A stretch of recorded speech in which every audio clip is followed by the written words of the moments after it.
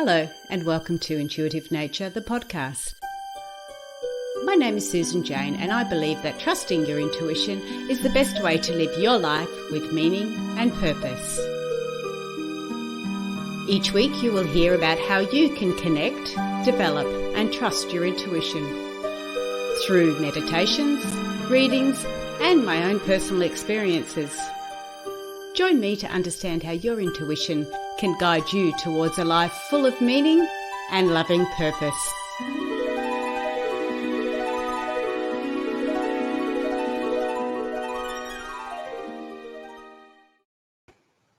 Hello and welcome to Intuitive Nature, the podcast. Well, actually, it's now called The Art of Intuition, the podcast. Due to all the changes, we still haven't quite got all the logo and everything organised yet, but that's where we're coming next. So I'm Susan Jane, the Intuitist, and today I want to talk about how to become intuitively aware. Now, last week we talked about the 4 steps, the awareness, reflection, implementation and opportunity. So we're looking at those 4 steps of how to develop your intuition, how to start to trust it. I'll just give you a quick background, sorry about the video, a quick background of what's going on. So this week we were meant to have an interview. I had it all booked up, had it all organised, but I got called down to Melbourne with my daughter needed a helping hand. So I popped down to Melbourne, came down here from the Gold Coast, a week with her, and now I've just arrived at Mum and Dad's. They're in their 90s and they're looking at moving from this place here where I'm at. I'm actually sitting on the floor and their computer's on the bed. So if I jiggle around a bit, that's why. And they're looking at moving into another retirement unit to help Mum out a little bit more. So I've been a week with my daughter, tried to do an interview there, but the noise coming from upstairs from the little one was just too loud. So I've had to do a couple of just one-on-ones with me.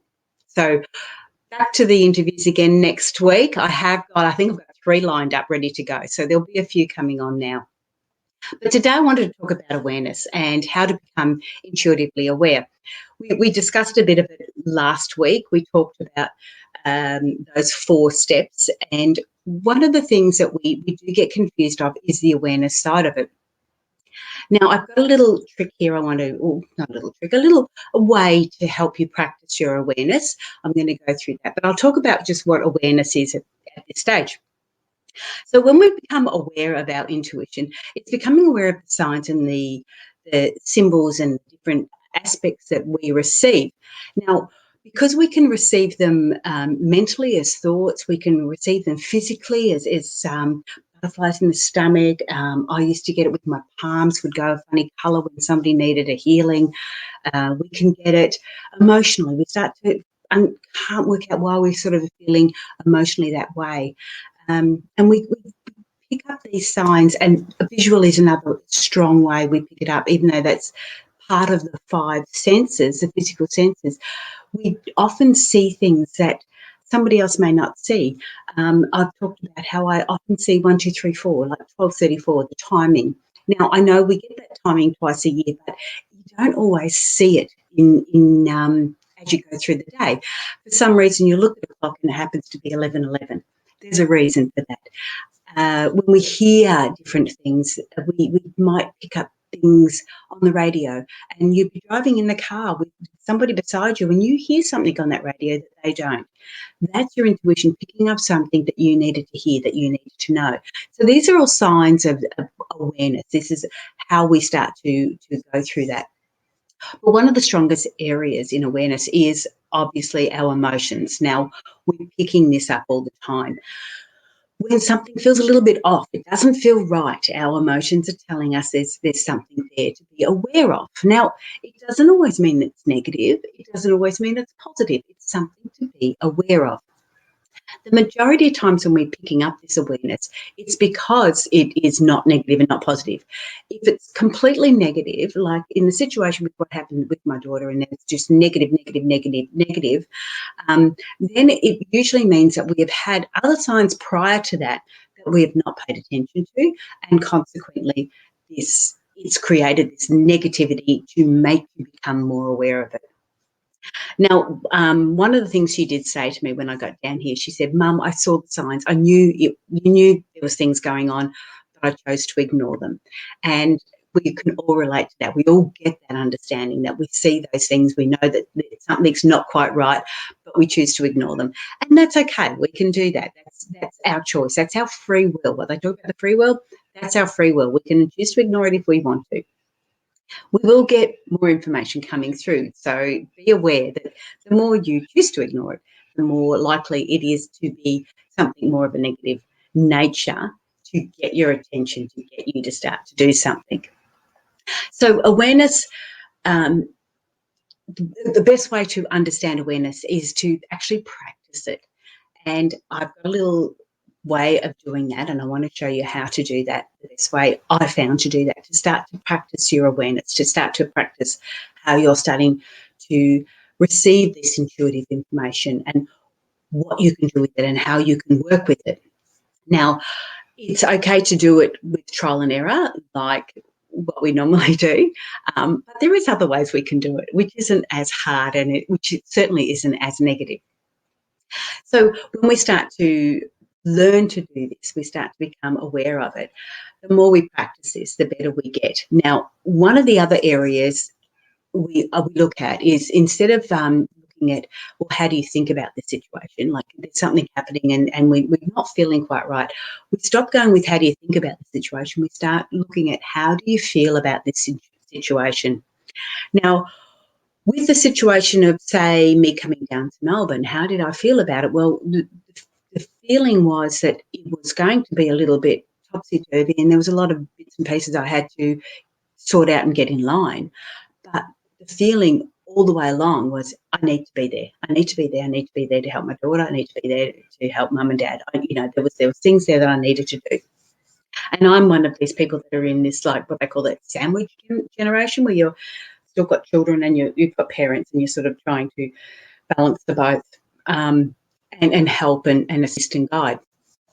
So knowing this awareness, knowing this the strength of that awareness wasn't a choice. It wasn't like, how do you think about the situation? It was like, well, no, I don't need to even go there. It was like, I know I need to be there. But there has been times when I've thought about different things and I've got this little feeling, something doesn't quite feel right. And then I'll go, well, what do you think about the situation? And you'll go through it mentally and you'll go, well, these are the pros and these are the cons and this is what's happening. And I get to the stage where I get so confused that I don't know which way to go. When we start to go, well, how do you feel about this situation? And I'll often say, well, I don't quite know how I feel about it. I'm not really sure how I feel about it. Then that's when you go, well, okay, let's just put it aside and not think about it and not try and get an understanding of it. Just let it go. And then come back to it maybe the next day, the next night, another time, and go, well, now how do I feel about it? You may have gathered more information during the day. Now how do I feel about it? Oh, okay, well, I'm tending to go more this way. All right, let it go, and then go back to it again. So with this situation, what we tend to do is we feel something about it, so we go through all the logic side of it. We try to think our way through it, when often it's more about how we feel our way through it. So give yourself that space and time to feel your way through it. And that's how you start to go with the flow a little bit more. So you may be feeling, or you may be thinking that this is the best way to do it, but you may be feeling that this is a better way to do it. So allow yourself to actually go with the flow a little bit more and let things progress as they come along. Now, one of the things that coming down here earlier, I'd already booked to come down to Melbourne, but I had to come down a bit earlier. And one of the things I wanted to do was just allow myself to be able to go with the flow. When I get down here, I work out what the family need, where I'm best to go and what I'm best to do. So allowing me to go with the flow gives those who I'm with the best opportunity to be able to utilise the situation the best way. And because I'm not thinking it too much and just allowing it, the awareness becomes a lot stronger. You start to feel things, you start to hear things, you start to understand things. And they're the little signs and signs and symbols that we can see and understand and feel that allow us to follow that flow and go intuitively with it. But to practice it, and I'm getting sore. I'm sitting on my feet and I'm getting sore feet. I'll just move that a little bit. But to practice it, hang on, I'm going to move it. I want to show you what I used to do. And it was a way of practicing how to do things, without having to live it, if that makes sense. So the best way to do this is my little tip. It's not going to be a long video today, but this is my little tip, is a deck of cards. Now, this is why people use card decks so much. It's because it really does help you deliver and understand your awareness for becoming intuitive, for when you're intuitive. Now, I shouldn't say becoming intuitive because, in all honesty, I'm getting pins and needles in my toes. In all honesty, we're all intuitive. It's just learning to understand the signs that we receive. Now, what I would suggest you do is get a deck of oracle cards, not the tarot cards. Tarot cards, you need to read it up. You need to get an understanding of the tarot cards. Sorry, I'm getting pins and needles in my feet. So the tarot cards are a little bit not harder. They're actually, in the long run, they can be actually easier. But because of the tip I want to give you today, I don't want you to use tarot cards. I want you to use oracle cards. Now, with oracle cards, you'll get a lot of them that just have one word down the bottom, or in this case, these ones got a little one sentence down the very bottom. I always started off with one word, and it might be patience, or it might be nature, or it might be it's just that one word. If you can pick up a deck of cards with just the one word, that's the best way to go. If you've already got some, we can go work with that. But why I do that is because when we're starting to use these cards, when you've only got one word, you have to allow this awareness to come through. When you've only got one word to go on, you allow the awareness to come through. Now, if you're going through tarot cards and you've got a big spiel and you've got to go through and read the spiel and find out what it's all about, then you're not really following the intuition. You're following the book, or what the little book says. Now, because I'm down here, I've just grabbed one deck of cards. I haven't quite grabbed the ones that I actually wanted to show you, but they're all at home, so I can't do much from them. So I've got Stephen Farmer's Messages from Your Spirit Guides, or Animal Spirit Guides. I love these cards because they're actually textured. So they've got this lovely texture on them. I just love the feel of them.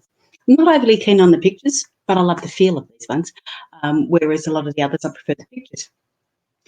But get yourself a small deck of cards that have just got one word or a single, just a little line at the bottom of it, because they're the best ones to go with when you're practicing this.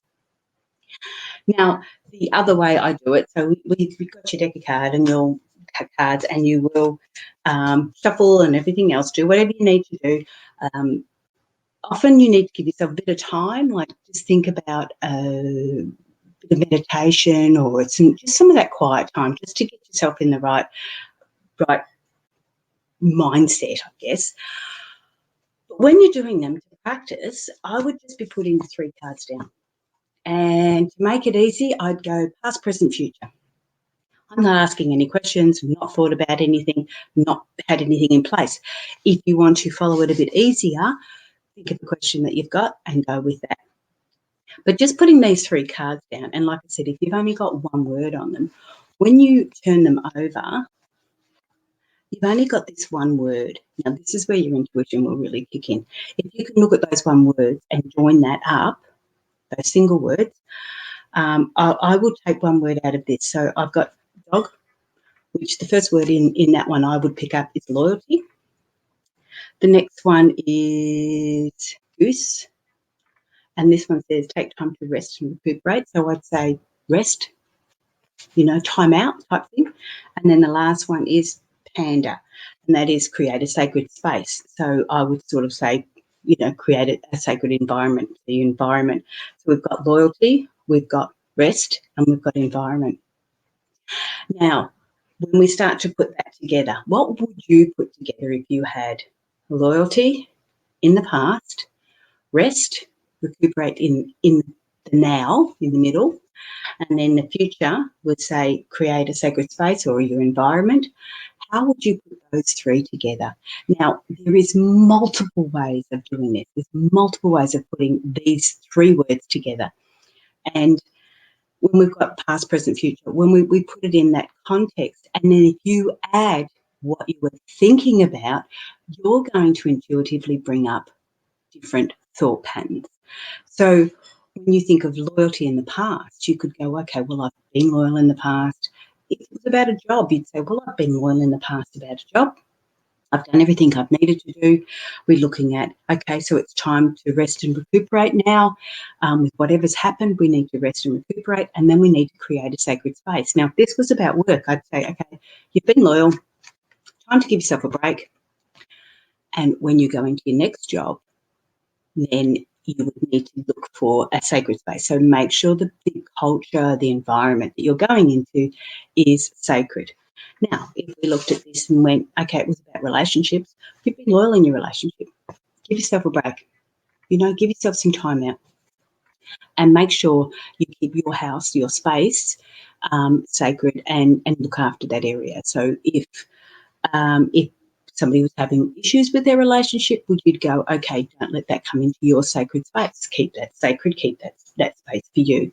So you start to get an understanding of how this information is coming through. Now, I'm getting this information at the moment. It's more about the thought. It's more about, that's logic, putting those three words together, linking them up from the past, linking them up to what's happening now in the future, in the present.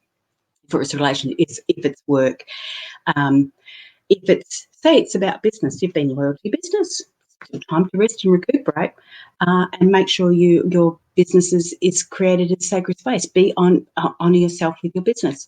So any of these will relate to what you're doing, and how you bring it forward is how your intuition will be working. So this is how we can practice. This is a great way of practicing. So when you get together with your friends or different things like that, you can then, oh, sorry, got to move my feet again. You can then practice doing this, just 3 cards, 3 words if need be, however you want to do it. You bring out those words and then you integrate them into what the story is about. So that is how your intuition is creating it. Now, you'll often find that ones when you've got a single word, you allow your intuition to come through. When you've got a little bit of a story in it, like this one, your loyalty and faithfulness is misplaced by serving too many masters. Now, when I look a bit further into this actual card, it has a little bit of a negative connotation to it. So when you've got a single word deck of cards, when they've just got one word on them, that's all you can go with. And that's where this awareness really comes through, because it starts to make sense to you. Now, as you start to practice that, you'll start to get different aspects to it. Now, again, this one's the dog. It's got a little bit of a negative connotation in the bottom in saying that you're serving too many masters. Your loyalty is great, but you're loyal to everyone across the board. Are you being loyal to yourself? So you can start to bring in some other aspects to it. How do you see a dog? What does dog mean to you? And that's where you start to go. Now, straight away, you may go to, oh, gosh, I had this dog, when I was a kid, and it was just so loving. It was just followed me everywhere. It was my best friend. You start to get an emotional attachment to it. You start to get that emotional understanding. Now, when I'm reading it, and it may be negative or it may be loyalty, so it's positive, when you're reading it, you might be becoming more emotionally attached, so more of an emotional awareness to it. None is right or wrong.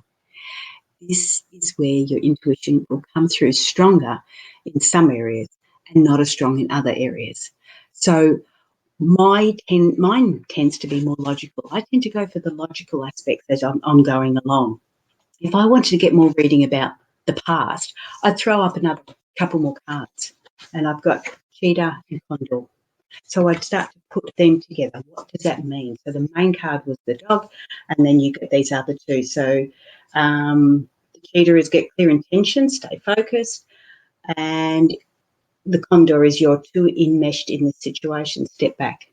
So then we start to bring them all together. Okay, so you've been serving too many masters. You need to be focused more on what you want to do. And to do that, you need to step back because you're just too intertwined with all of that and you didn't understand what was going on. So we start to get a bigger reading on it. See where I'm going here? It's all about you and how your intuition, how your awareness is coming forward in it. Now, we would do it all different ways. This is a way we can practice, and this is a way we can do it without having to learn the hard way, really. So we're practicing in this context. And again, there's no right or wrong. How do you see the condor? Do you see the condor as free, flying, overlooking it? And in some ways, it says have a look at a bigger picture. So to step back and see it from a bird's eye view might be how you interpret that one. And how we interpret all the cards, which is why a one-word card is so good, or just a small explanation on the bottom, rather than go through the whole book. Because I found once you start to go through the whole book, you start to put it down to what the book says, rather than what you feel about it. Now, sometimes the book's good to get used to it and get an understanding, get used to the cards. But in all honesty, once you start to do this and you start to put it through on your own, just following these words, you start to become a lot more aware. Because as you're becoming aware of the expression, the feeling you're getting with this, you start to become more aware of the feelings and the expressions you're getting when something else happens. So when you do see the 1111, you see the 1, 2, 3, 4, it starts to make sense to you. You start to get that same sort of feeling. Now, if you don't know what that means, that's when you look it up and you get an understanding. With these, we already know what they mean. We don't need to look them up any deeper. We can go with that and then let our intuition follow it through. Now, if I was doing a reading on somebody and we were talking about this sort of aspect on it, about serving too many masters and, looking at the bigger picture and getting a clearer focus on it, if somebody was saying, well, I don't know what you mean, it doesn't really make sense, that's when you can go into it a little bit more and sort of go, it doesn't mean you're wrong, it's just the way you may be interpreting it. And then you could turn around and go, well, hang on, you were loyal or you haven't been loyal? What's the situation? You can start to look at the flip side of it, okay? But usually you'll get the understanding straight up. And that is such a good way to practice your awareness of intuition. So when you start to hear things on the radio, when you start to see things, when you start to feel things, you get a better understanding of where to go and what to do with it. Again, it doesn't mean you have to act on everything. It's allowing you to go with the flow, because you may pick up this one and it doesn't mean much.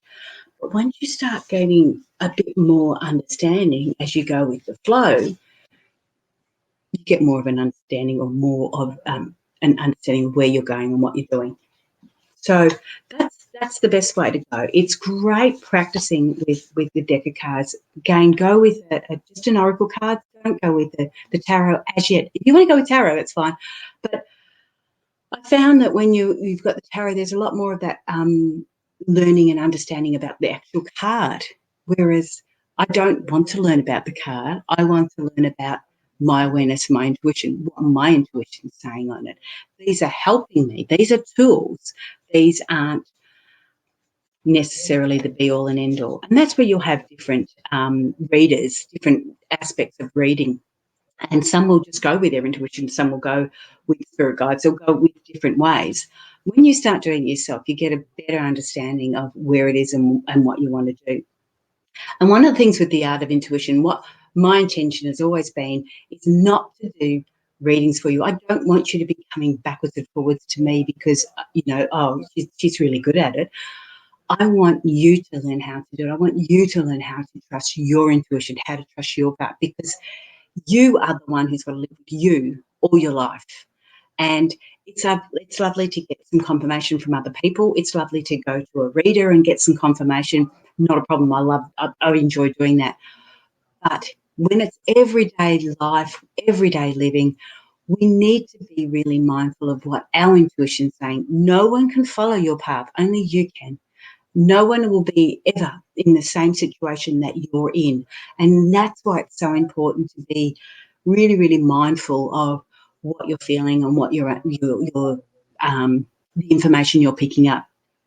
Now, when I was first becoming aware of being aware, if that makes sense, because you know, we're always aware, but when we become aware of being aware, you hear so much and everything means something, but it just becomes overwhelming. So don't let it become overwhelming. Give yourself a little bit of time and space. When I first did my life coaching course, every afternoon before the kids get home, about 2 o'clock, that would be my time, my space. And I would sit down and I would do a meditation. Sometimes I do a long meditation, you know, it might be hour meditation. Other times I do a short one, and then I'd do some cards or I'd start doing something else. Now, whatever I did was to help me develop my intuition. I've also created a little deck of cards that I'm going to give out with my program, and it helps people actually start to really tune in, and that's without anything else too. All they're going to do is go by shape or a colour or whatever. So I am putting those two together. I'm putting that together, and people can order those cards in and help practice their intuition. But for this stage, I would just grab a deck of cards. I know Doreen Virtue's cards, there was a lot of hers, because, I mean, look, I started doing this 100 years ago, I reckon. Well, I'm not that old. I started doing this, would have been in my 20s. So we're looking at 40 years ago. So when I started doing this is what gave me an understanding where I could sit down on my own. I could practice doing it and get an understanding of it, and that was what was really important. It's a great and easy way of doing it, and like I said, Doreen Virtue's cards, they were just, I think I got the fairies, I think I got the angels. I always started off with angels, and they would just have one word on it. I remember it was like patience, nature, transformation, you know, different things like that. So it allowed you to let your intuition come through, and that was what was really important. So I am going to close up from here. Get yourself some cards if you want to connect with me. I'm Susan Jane, the Intuitist, on Facebook and Twitter and a few other places. You can do that, or at the moment, I'm still on intuitivenature.com.au. It's Australian business that you can connect with on the website. And yeah, I'm just putting together a program for helping people trust their intuition. So that is a big 12-week program. So that's going to be more of a one-on-one situation with me. So if you're interested in any of that, just connect with me and we can go from there. If you want to get a bit more understanding on how to do card readings, I'm going to put up some little mini courses online for you. I want you to get the understanding of it. It's fun. It's not hard. It's not got any religious connotation. It's just a fun way of getting to know who you are and what you think. Why do you feel this particular way over this particular card? You know, this is your intuition talking about. Somebody could have had a really scary experience with a dog, and consequently a dog card could be really, really bad for them.